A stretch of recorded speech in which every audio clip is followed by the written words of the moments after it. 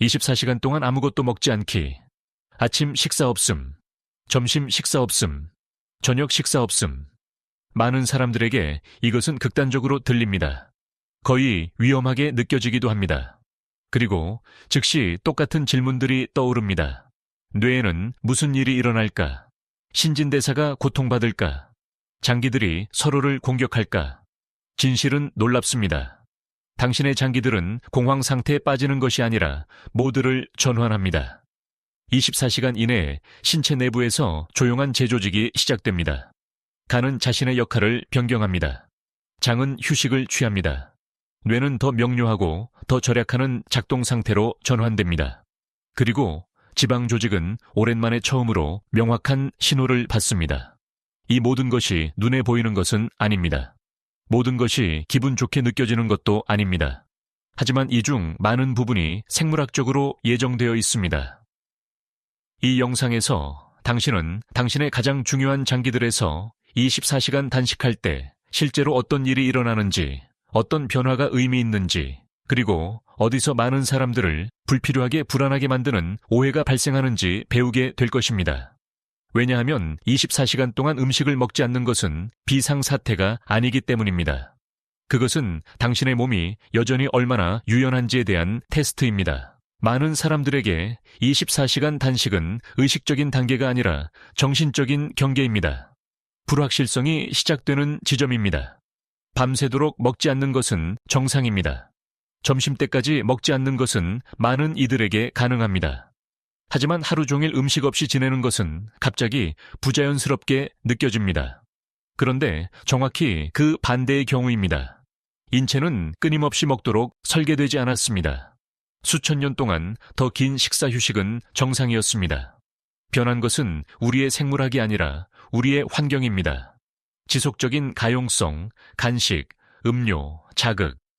당신이 24시간 동안 단식할 때, 그렇기 때문에 마법 같은 일은 일어나지 않지만 몸이 건강한 한 위험한 일도 일어나지 않습니다. 일어나는 일은 우선순위의 전환입니다. 그렇지 않으면 쉬지 않고 일하는 장기들이 처음으로 다시 공간을 얻습니다. 그렇지 않으면 배경에서만 실행되는 시스템들이 앞으로 나옵니다. 그리고 지속적인 식사로 인해 차단되었던 과정들이 시작될 수 있습니다. 많은 사람들은 이 시기에 모순된 감정들을 보고합니다. 약간의 쇠약함, 하지만 더 명료한 머리, 배고픔의 파도, 하지만 또한 휴식기, 불안함, 그리고 동시에 더 나은 집중력. 이것은 몸이 과부하 상태이기 때문이 아닙니다. 오히려 두 가지 작동 상태 사이를 전환하고 있기 때문입니다. 24시간 단식에 관한 대부분의 오해는 위장만 생각하기 때문에 발생합니다. 하지만 위장은 이야기의 아주 작은 부분일 뿐입니다. 결정적인 것은 간, 뇌, 장, 지방, 조직 및 호르몬 시스템에 무슨 일이 일어나는지, 그리고 무엇보다 언제 일어나는지입니다. 이 영상은 당신이 24시간 단식을 해야 하는지에 관한 것이 아닙니다. 그것은 그 과정에서 당신의 장기들에서 실제로 어떤 일이 일어나는지 시간별로 이해하는 것에 관한 것입니다. 왜냐하면 당신이 그것을 이해하자마자 단식은 공포를 잃게 되고 용기 시험이 아닌 도구가 되기 때문입니다. 다음으로 우리는 처음 몇 시간 동안 무슨 일이 일어나는지, 그리고 왜 간이 여기서 핵심적인 역할을 하는지 살펴보겠습니다. 24시간 단식이 실제로 무엇을 유발하는지 이해하기 위해 하루를 단계별로 살펴보는 것이 도움이 됩니다. 포기가 아니라 조직적인 전환으로 말이죠. 영육시간. 소화 및 전환 마지막 식사 후 처음 몇 시간 동안 신체는 여전히 식후 모드에 있습니다. 위가 비워집니다. 인슐린이 상승해 있습니다. 간은 포도당을 글리코겐으로 저장합니다. 대부분의 장기에게 이것은 일상입니다. 아직 특별한 일은 일어나지 않습니다. 생물학적으로 단식은 아직 시작되지 않았습니다. 유결루 시간. 간이 인계받음, 이제 간이 중심적인 역할을 수행하기 시작합니다. 저장된 글리코겐은 혈당을 일정하게 유지하기 위해 방출됩니다. 인슐린은 서서히 떨어집니다. 글루카곤이 상승합니다. 신체는 이제 마지막 식사가 아니라 자신의 에너지로 살아갑니다. 많은 사람들에게 이 단계는 배고픔의 파도가 나타나기 때문에 불편하게 느껴집니다.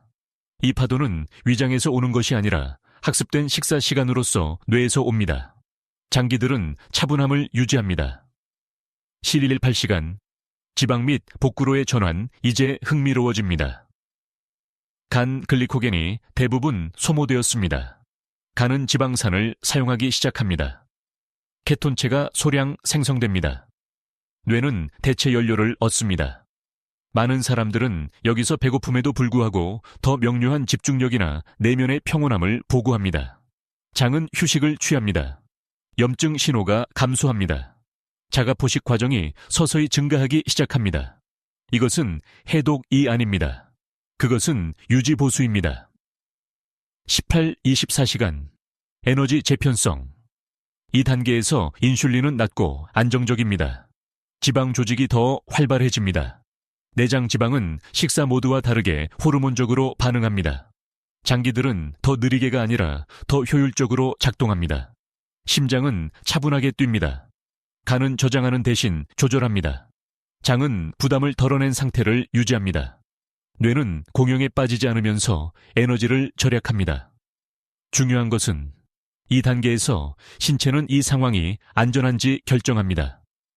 스트레스가 낮고 잠을 잘 잤으며 공황 상태가 발생하지 않는다면 신체는 단식을 위협으로 평가하지 않고 오히려 통제된 휴식으로 평가합니다. 정확히 그렇기 때문에 24시간 단식은 비상사태가 아니라 대사 유연성의 테스트입니다. 모든 사람이 그것을 해야 하는 것은 아닙니다. 모든 사람이 똑같이 혜택을 보는 것도 아닙니다. 하지만 신체가 그것을 차분하게 이겨낸다면 그것은 한 가지를 매우 분명하게 보여줍니다. 당신의 장기들은 취약하지 않습니다. 그것들은 적응력이 있습니다.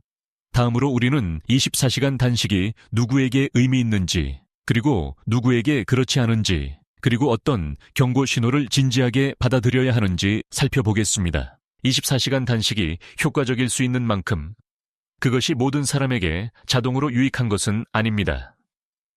제1형 당뇨병 환자, 섭식장애 병력이 있는 사람, 심한 저체중 또는 혈당이나 혈압 조절을 위한 특정 약물을 복용하는 사람은 의사의 지도에서만 장기 단식을 고려해야 합니다. 이러한 경우 단식은 이전보다 더 많은 스트레스를 유발할 수 있습니다. 단식 중의 경고, 신호에도 주의를 기울여야 합니다. 지속적인 어지러움, 떨림, 강한 불안감, 집중력 상실 또는 수면 장애는 견뎌내는 신호가 아니라 시스템의 과부에 대한 힌트입니다. 또 다른 오해는 야망입니다. 24시간 단식은 힘든 훈련, 수면 부족 또는 과도한 카페인 섭취와 결합될 때 더 강력한 효과를 내지 않습니다. 정확히 그것이 코르티솔을 높이고 많은 긍정적인 효과를 상쇄합니다. 단식은 차분할 때만 작동합니다. 신체는 기간이 아니라 맥락을 평가합니다.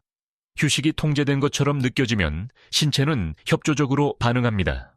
위협적인 것처럼 느껴지면 방어 모드로 전환합니다. 24시간 단식은 자기 실험도 아니고 훈련의 증거도 아닙니다. 그것은 신체에게 다른 모드로 전환하라는 초대입니다. 인슐린이 진정되고 간이 저장 대신 조절하며 장이 휴식을 취할 때 중요한 사실이 드러납니다. 당신의 장기들은 끊임없는 입력을 필요로 하지 않습니다. 그것들은 때때로 정적을 필요로 합니다. 단식은 필수사항이 아닙니다. 하지만 그것은 당신의 시스템이 실제로 얼마나 유연한지 또는 얼마나 스트레스를 받고 있는지 보여주는 도구입니다. 이 영상이 당신의 몸을 더 잘 이해하는 데 도움이 되었다면 댓글로 당신의 경험을 공유해 주세요. 더 긴 식사 창구가 당신에게는 어떻게 느껴졌나요? 겁주기 없는 과학적 근거가 있는 설명을 위해 채널을 구독하세요. 다음 영상에서는 왜 어떤 사람들은 단식 후에 즉시 다시 살이 찌고 다른 사람들은 그렇지 않은지 배우게 될 것입니다. 당신의 몸은 예민하지 않습니다. 그것은 단지 당신이 주는 신호에 매우 정확하게 반응할 뿐입니다.